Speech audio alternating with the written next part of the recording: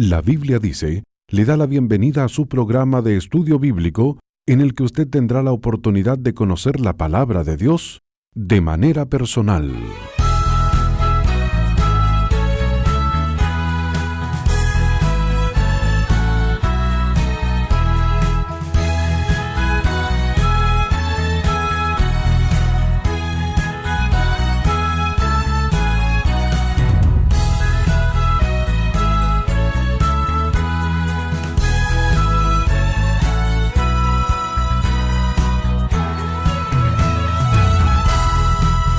Es un gozo contar con su sintonía, amable oyente. Bienvenida, bienvenido al estudio bíblico de hoy. El tema general de nuestros últimos estudios bíblicos es la Iglesia de Cristo. Estamos examinando las diferentes metáforas de la Iglesia de Cristo que aparecen en el Nuevo Testamento. En esta ocasión, vamos a tratar acerca de una metáfora más.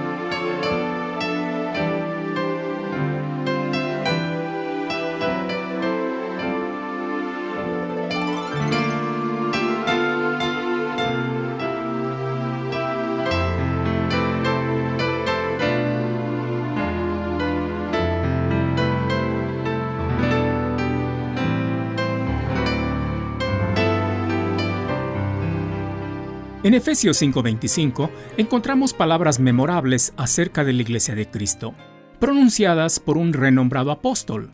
Dice allí el apóstol Pablo: Maridos, amad a vuestras mujeres, así como Cristo amó a la Iglesia.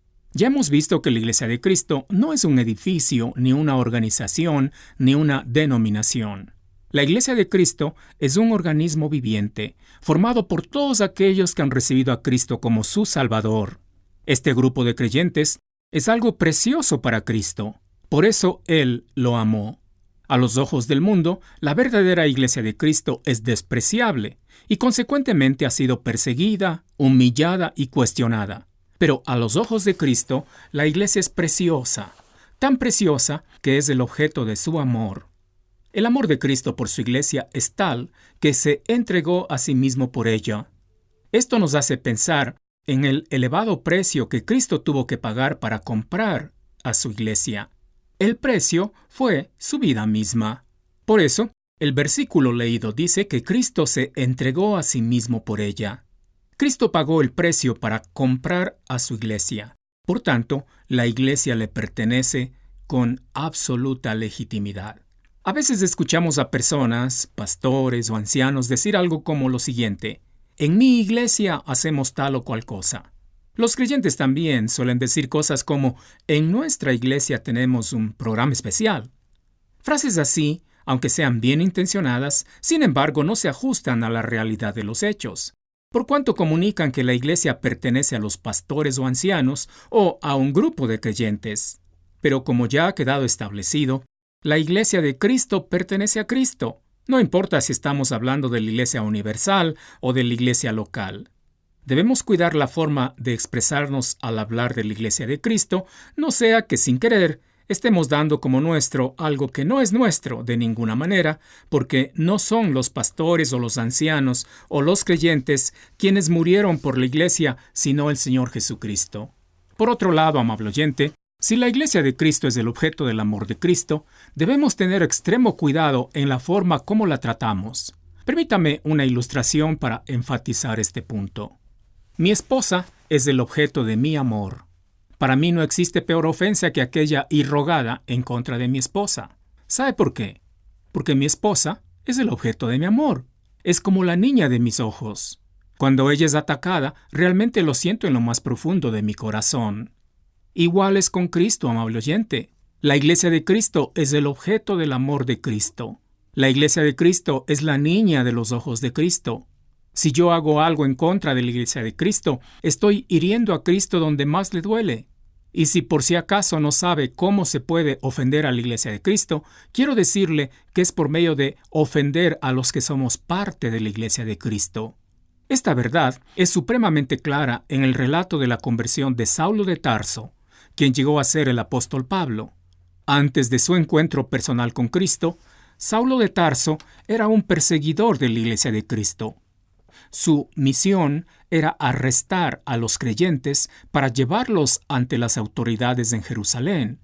Cierto día se dirigía a Damasco para cumplir con su protervo plan. Mas yendo por el camino, repentinamente le rodeó un resplandor de luz del cielo y cayendo en tierra, oyó una voz que decía: «Saulo, Saulo, ¿por qué me persigues?». Saulo quedó perplejo por la experiencia y preguntó: «¿Quién eres, Señor?». Y le dijo: «Yo soy Jesús, a quien tú persigues. Dura cosa te es dar coces contra el aguijón».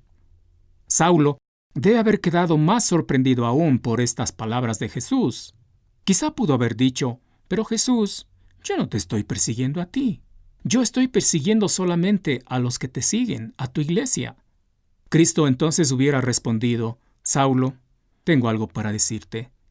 Al perseguir al más insignificante miembro de mi iglesia, en realidad estás persiguiéndome a mí mismo». Por eso fue que Jesús dijo: «Yo soy Jesús, a quien tú persigues». Saulo debió haberse quedado petrificado. Al atacar a los creyentes estaba atacando a Jesús. Esto es algo extremadamente serio. Por eso Jesús dijo a Saulo las palabras: «Dura cosa te es dar coces contra el aguijón». Quien sale perdiendo al atacar a los creyentes es el que ataca, amable oyente.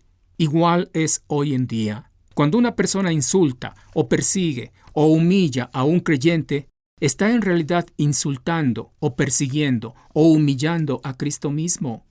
Esto es cosa seria, amable oyente. Es como dijo Cristo, cosa dura. Es como dar coces contra el aguijón. El que sale perdiendo es el ofensor, no el ofendido. Por eso, cuidado, amable oyente, con ofender a otro creyente. Será Cristo quien reciba esa ofensa, y realmente es altamente riesgoso atentar contra el Rey de Reyes y Señor de Señores. Dicho esto, pasemos a examinar una nueva metáfora de la Iglesia de Cristo. Recuerde que las metáforas son figuras de lenguaje que nos ayudan a comprender cosas espirituales. Ya hemos visto que la Iglesia es como un rebaño con un pastor. También es como la labranza de Dios. También es como el edificio de Dios.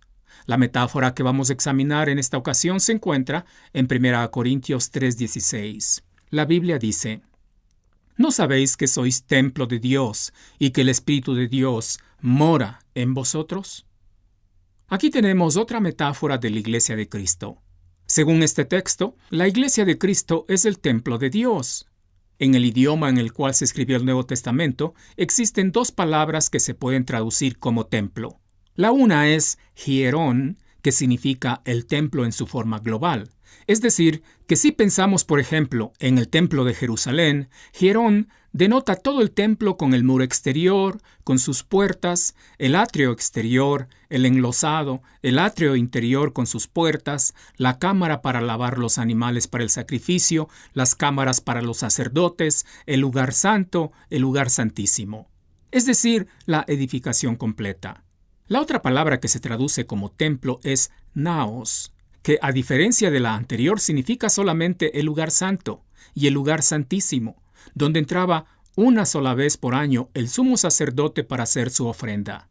La palabra naos viene de una raíz que significa morar. Es una alusión al lugar donde mora Dios. Dios moraba en el lugar santísimo del templo. Ahora, note esto, amable oyente. La palabra que se ha traducido como templo en 1 Corintios 3:16 para referirse a la Iglesia de Cristo no es hierón, que significa la edificación completa, sino naos, que significa el lugar santo y el lugar santísimo. Algunas traducciones del Nuevo Testamento han incorporado esta diferencia en la traducción y han traducido la palabra naos como santuario.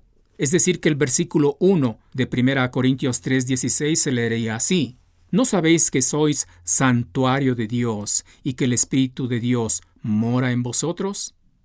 Esto es muy significativo, amable oyente. La iglesia de Cristo es el santuario de Dios, es el lugar donde mora Dios. Hoy en día, Dios no habita en templos hechos con manos de hombres. Nadie puede decir con propiedad que va a un templo a encontrarse allí con Dios, porque Dios no mora en edificios o templos, por más adornados y sofisticados que sean. Hoy en día Dios mora en la iglesia de Cristo, porque la iglesia de Cristo es el santuario de Dios. Es decir, amable oyente, ¿qué más vale que en la iglesia de Cristo predomine la santidad? Los sacerdotes del Antiguo Testamento no podían entrar así nomás al lugar santo a realizar sus ritos. Antes de entrar al lugar santo debían pasar por un complicado rito de purificación. Lo que pasa es que la morada de Dios es santa, y santos deben ser los que allí entran. Esto nos dice que la iglesia de Cristo también debe ser santa. Primera de Pedro 1, 15 a 16 dice: «Sino como aquel que os llamó es santo, sed también vosotros santos en toda vuestra manera de vivir.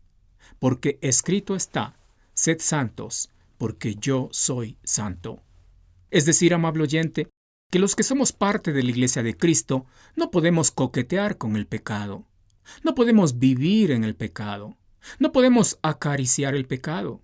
Si lográramos tomar conciencia que como creyentes somos el santuario de Dios, estoy seguro que pensaríamos muchas veces antes de ceder a la tentación a pecar. Un pensamiento final, amable oyente. Además de ser santuario de Dios, la iglesia de Cristo es santuario del Espíritu de Dios. Esto es una doble responsabilidad. Cuidado con manchar con el pecado algo que debe ser santo, porque es la morada de Dios y del Espíritu de Dios. Que el Señor le bendiga.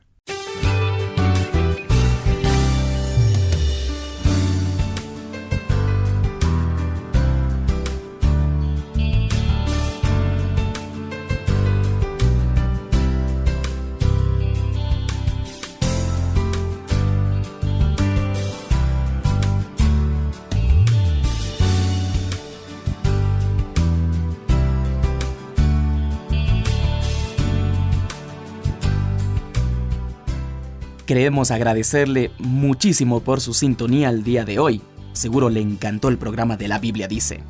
Este ministerio se sostiene gracias a personas que oran por nosotros y que también hacen sus ofrendas para nosotros. Si usted desea apoyarnos, por favor, comuníquese con nosotros para que podamos indicar la mejor forma de hacerlo. Y antes de despedir el programa de hoy, quiero invitarle a visitar nuestra página web para que conozca la respuesta a la pregunta del día. Atención, ¿es correcto que los creyentes vistan de luto cuando muere otro creyente? Nuestra dirección es labibliadice.org. Bendiciones y le esperamos en nuestra próxima edición.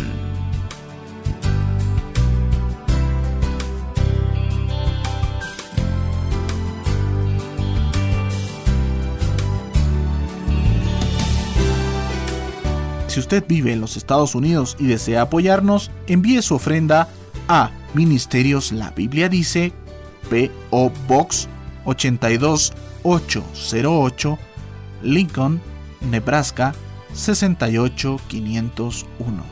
Bendiciones. La Biblia Dice presentó su programa de estudio bíblico. Si desea comunicarse con nosotros, hágalo visitando nuestro sitio en internet www.labibliadice.org o escríbanos a La Biblia Dice, casilla 1708-8208 en Quito, Ecuador. Gracias por su gentil sintonía.